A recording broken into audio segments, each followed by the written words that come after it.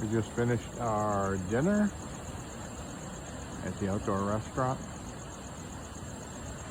I had the Velero burger, and I thought it was very good. And Debbie had a grilled pork steak, barbecue sauce, and she said it was very good. Service was good, staff friendly. Kind of on and off rain, then all day, and so far this evening. And I believe all these lights you see on the beach here are in total Cabarete. So hopefully tomorrow we'll be out there walking on that beach. There'll be some people kite sailing, windsurfing.